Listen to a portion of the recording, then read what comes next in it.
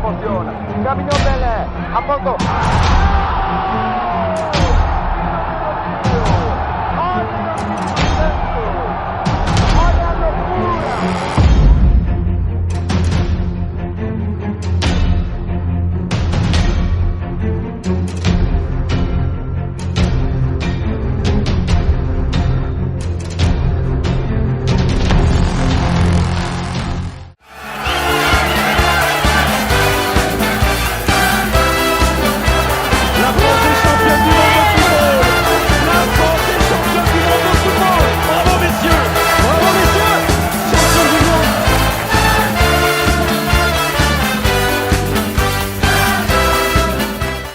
Les Beureks, j'espère que vous allez tous très bien. On se retrouve aujourd'hui pour le débrief du match Brésil-Corée du Sud. Je l'avais déjà dit dans une précédente vidéo d'un débrief du Brésil. C'est pas parce que j'ai la casquette du Brésil que je vais prendre parti de la Seleção.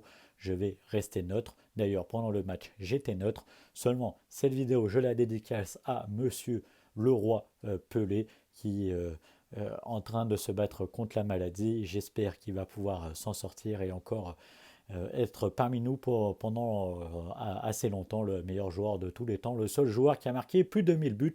Certains vont faire le débat. Pour moi, c'est le meilleur joueur, car avant, il n'y avait pas tout ce que les joueurs avaient. Les terrains n'étaient pas de autant de bonne qualité, les ballons en cuir, etc. Quand il y avait la flotte, il n'y avait pas autant de matériel non plus.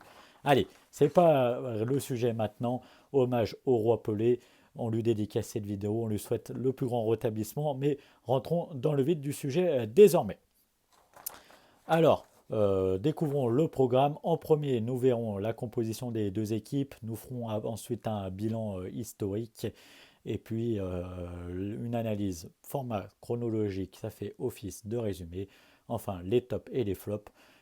Tout ça avant le tableau final annualisé, etc. Allez, c'est parti. Allez, la composition des deux équipes. On commence par celle qui reçoit entre guillemets Alisson dans les cages, Thiago Silva, Marquinhos en défense centrale, Danilo et Eder Militão sur les côtés de la défense. Eder Militão plus un défenseur central mais qui évolue dans ce match-là en latéral, Casemiro en 6, les deux joueurs offensifs du milieu de terrain à 4-3-3, mais avec vraiment deux numéros 10, voire second attaquant, Lucas Paqueta, l'ancien lyonnais, et le parisien Neymar. L'attaque Richarlison, Vinicius Junior et Rafinha, l'ancien joueur du Stade Rennais. Donc découvrons la composition de la Corée. J'avais oublié pour les Brésiliens, ça vaut aussi pour les Coréens. Si j'ai fait une erreur de prononciation, excusez-moi, je ne voudrais pas manquer de respect aux 22 acteurs de la rencontre. Rectifiez-moi le cas échéant dans les commentaires. Donc Kim dans les cages, Kim Sung-young dans les cages, la quadruplette de Kim en défense avec Jinsu, Min Jae, Moonman et Yoon-won. Le milieu de terrain avec Young, Woo Young et Wang In-beom, les deux ailiers, Lee Jao-sung, les deux joueurs de côté, et Ishan Wong, l'ancien bordelais, Seo Heung-min-son, le capitaine, aux côtés de Gu-sung Cho en attaque. Donc si on fait un petit bilan historique, il faut savoir les amis qu'il n'y avait eu aucune rencontre en match officiel entre ces deux équipes, entre Brésiliens et Sud-Coréens. Il y avait eu des rencontres amicales qui ont toujours ou presque tourné à l'avantage du Brésil. Si, une à l'avantage des Coréens, c'était en 99 avec une victoire 1-0. À l'époque, les deux dernières, une victoire 5-1 du Brésil. Il y a quelques semaines de ça, le 2 juin dernier, et puis une victoire 3-0 en 2019 aussi du Brésil. Donc les amis, découvrons tout de suite l'analyse par ordre chronologique. Ça fera office de ce résumé de ce match à sens unique. Allez, c'est parti. Donc sur le match complet, il faut le dire, on a dit à sens unique, donc c'est pendant presque 90 minutes, on va dire 80 minutes, allez, on va être gentil. En tout cas sur le début de match, des Brésiliens qui vont mettre la pression comme on pouvait s'y attendre sur la cage coréenne, des Coréens, on va dire, qui vont évoluer en attaque rapide, ce qui est plutôt logique, mais on va se demander si réellement ils sont présents les Coréens, parce qu'ils sont complètement à côté de la plaque. Ils maîtrisent vraiment pas leur sujet, il y a trop d'espace entre les lignes, il y a un retard au pressing, dans les duels, etc. Franchement, les Brésiliens peuvent faire ce qu'ils veulent, ils peuvent réellement s'amuser. Franchement, c'est une partie d'amusement ce match. C'est vraiment pour se faire plaisir et rien d'autre. Donc les amis, le Brésil va ouvrir le score, va même doubler la mise sur un penalty qui va faire parler de lui. Pour deux choses. Alors, si on regarde l'image, je vous la montre, il y a bel et bien penalty. Il y a une belle semelle sur Richarlison. Sur le direct, elle n'était peut-être pas flagrante. En tout cas, au début, je me suis dit qu'est-ce qui siffle l'arbitre et non, réellement, on regarde les ralentis, il y a une belle semelle, ça aurait pu même mériter une biscotte.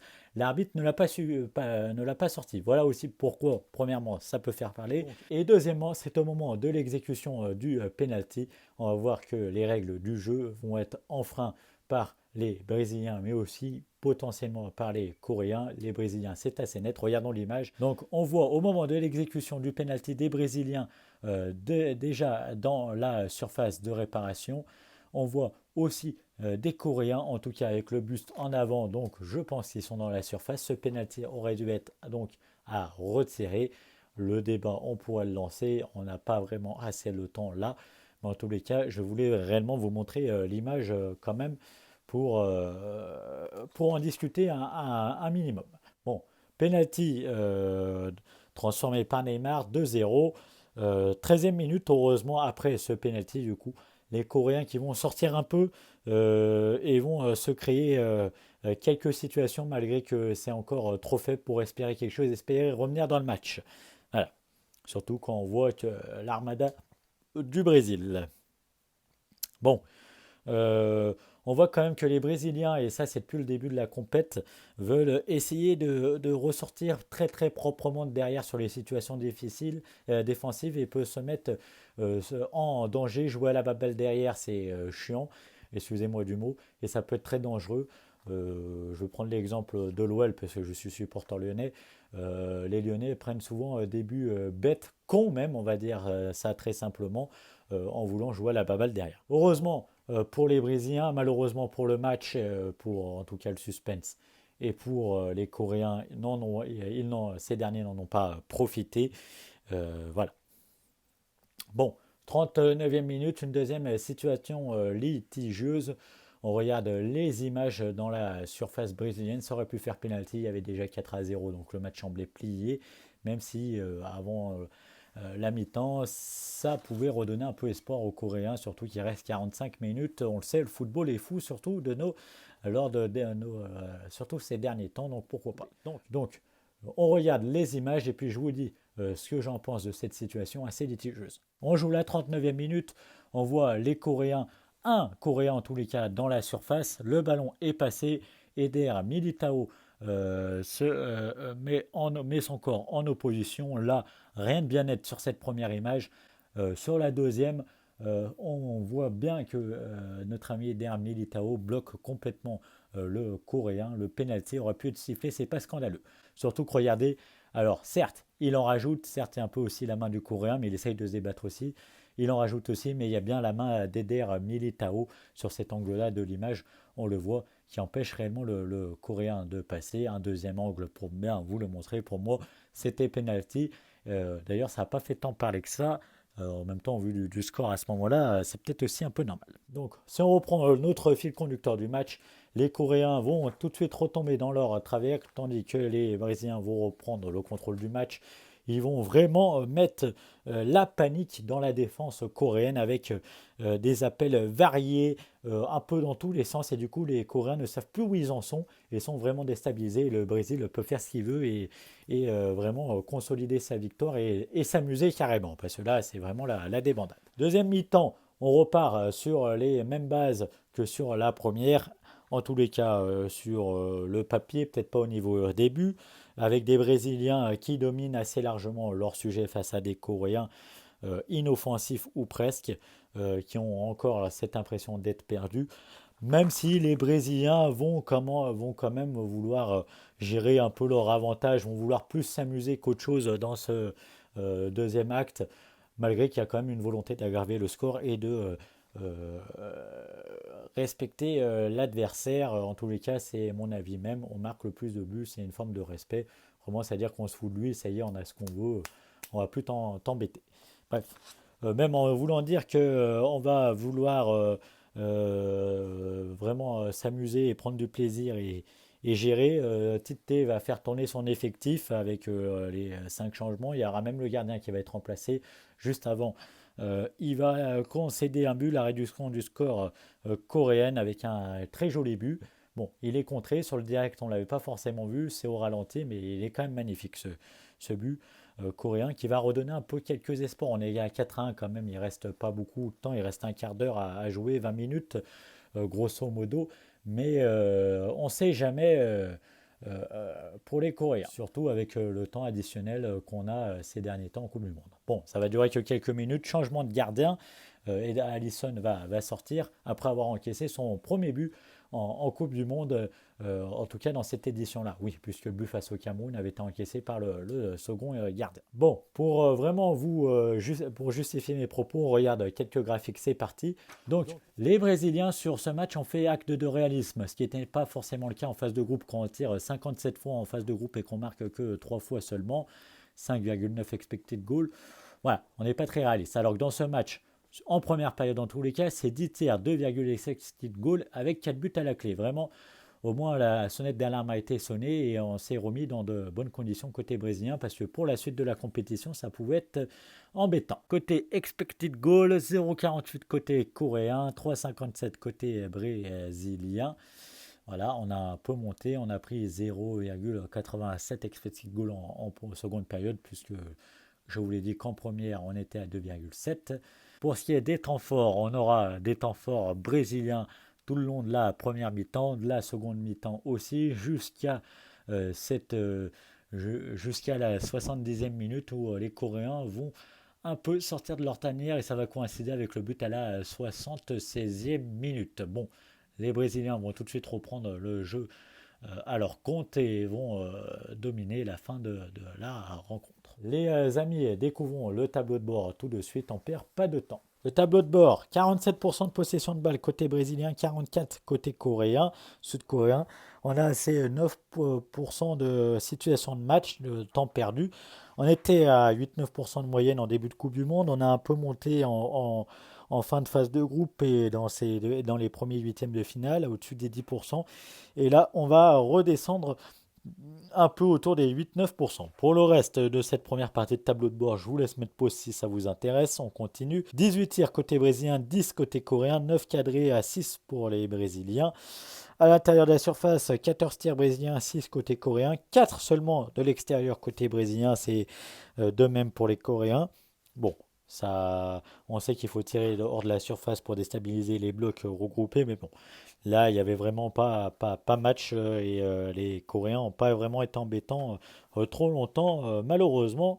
Pour le suspense et pour eux et heureusement pour les Brésiliens. La suite, discipline, 0 carton accordé, sorti aux Brésiliens, même pas une biscotte, il n'y en aura qu'une de biscotte côté coréen. Cette Coupe du Monde assez propre, pas de carton rouge, j'en ai eu qu'un seul ou deux dans toute la Coupe du Monde depuis le début, si je m'en abuse. 8 fautes côté brésilien, 13 côté coréen, 5 hors-jeu côté coréen, 0 côté brésilien, alors que normalement on peut être hors-jeu quand on veut vraiment se créer des occasions. Là, ce qui n'est pas le cas pour les Coréens, ceux qui sont retrouvés hors jeu alors qu'ils n'ont pas non plus eu énormément de situations. Et les Brésiliens, eux, se sont pas retrouvés beaucoup hors jeu alors qu'ils en ont eu énormément. La distribution, 616 passes côté brésilien, 556 réussis. On est à plus de 90, 91, peut-être 92% de passes réussites. 548 côté coréen, 486 réussites. On est à peu près pareil côté coréen, peut-être un petit peu moins, 88, 89, on le sait. Pour gagner un match, je me répète chaque jour, ou en tout cas espérer, c'est minimum 90, on est pour les Brésiliens. Centre, 18 côté brésilien, 14 côté coréen, seulement un réussi côté coréen, donc 13 ratés. 4 seulement réussis côté brésilien, donc 14 ratés. 9 renversements de jeu côté brésilien. Ça a été important pour déstabiliser les Coréens, c'est ce que je vous disais avec les divers appels, etc. 13 côté coréen, assez conséquent malgré la fébrilité dans le jeu pour les Coréens. Côté coup de pied arrêté, 5 corners à 4 pour les Brésiliens, 16 coups francs brésiliens, 8 côté coréen, un penalty pour les Brésiliens. Voilà. L'homme du match, il faisait son retour pour ses huitièmes de finale après sa blessure lors de la première journée de phase de groupe. C'est Neymar, auteur d'un but et d'une passe décisive, si je m'en abuse. Donc le tableau de finale actualisé, on connaissait les deux premières affiches des quarts de finale avec un Pays-Bas-Argentine et un Angleterre-France. On connaît la suite pour la partie du Brésil. Donc ce sera un Brésil-Croatie. Voilà. En attendant, Espagne, Maroc et Portugal, Suisse dans les prochaines heures. Les amis, les tops et les flops, c'est maintenant. Premier top, Neymar Junior, passeur puis buteur, l'attaquant du Paris Saint-Germain a joué un rôle de véritable artificier. En effet, souvent dans les bons coups, il a éclaboussé de son talent la rencontre. Deuxième top, Richarlison. S'il revient tout juste de blessure et qu'il était incertain pour cette Coupe du Monde, l'attaquant des Spurs a déjà mis tout le monde d'accord depuis le début de ce mondial. Encore une fois, il a participé au récital de son équipe en inscrivant un but et en obtenant un penalty qui a été transformé d'ailleurs par Neymar. Le flop, c'est la prestation sud-coréenne. Les Sud-Coréens sont passés complètement à côté de leur match. Absents au marquage, trop souvent en retard dans les duels. Ils n'ont rien pu faire face au rouleau compresseur brésilien. Voilà les amis, j'espère que la vidéo vous aura plu. Mettez un maximum de likes, abonnez-vous et commentez la vidéo. On se retrouve pour la suite de la Coupe du Monde dans les prochaines heures, dans les prochains jours. Allez, je vous dis, Kichel Pali, à la prochaine, salut!